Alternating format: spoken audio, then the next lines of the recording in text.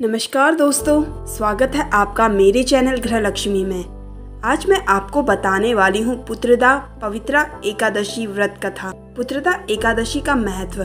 श्री युधिष्ठिर कहने लगे कि हे भगवान, मैंने श्रावण माह के कृष्ण पक्ष की कामिका एकादशी का सविस्तार वर्णन सुना। अब आप मुझे श्रावण शुक्ल एकादशी का क्या नाम है, व्रत करने की विधि तथा इसका महात्म्य कृपा करके कहिए।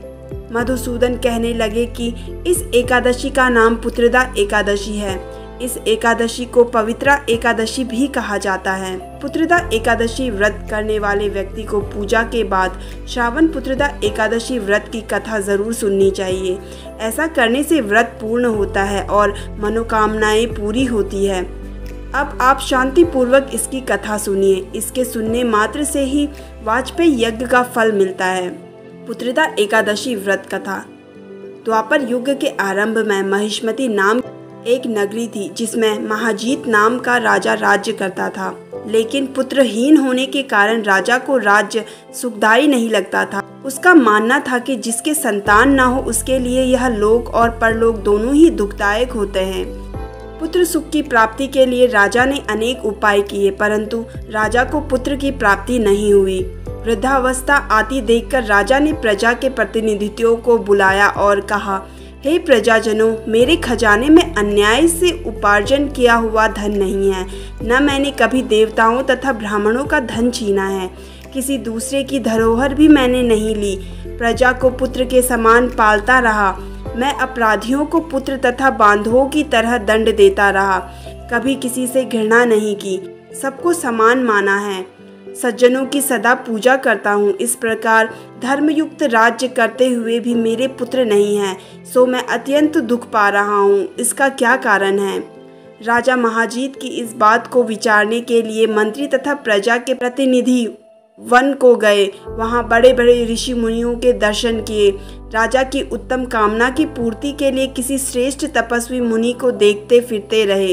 एक आश्रम में उन्होंने एक अत्यंत वयोवृद्ध धर्म के ज्ञाता बड़े तपस्वी परमात्मा में मन लगाए हुए निराहार जितेंद्रिय जितात्मा जित क्रोध सनातन धर्म के गूढ़ तत्वों को जानने वाले समस्त शास्त्रों के ज्ञाता महात्मा लोमेश मुनि को देखा।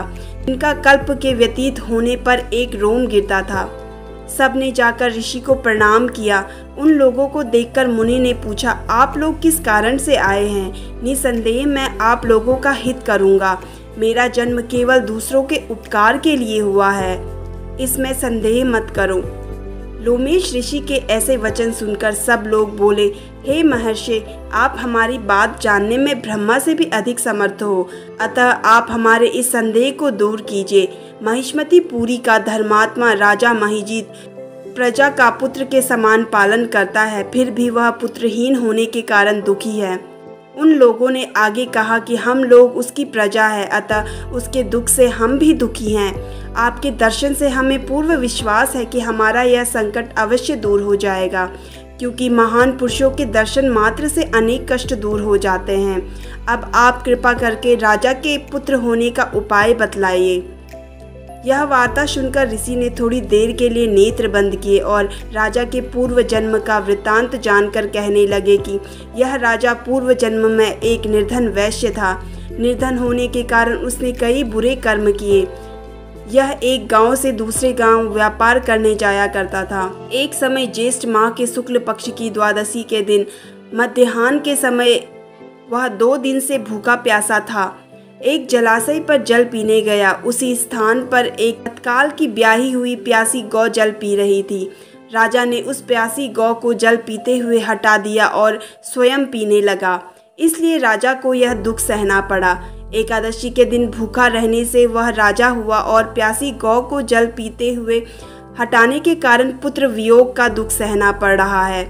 ऐसा सुनकर सब लोग कहने लगे कि हे ऋषि, शास्त्रों में पापों का प्रायश्चित भी लिखा है, अतः जिस प्रकार राजा का यह पाप नष्ट हो जाए, आप ऐसा उपाय बताइए।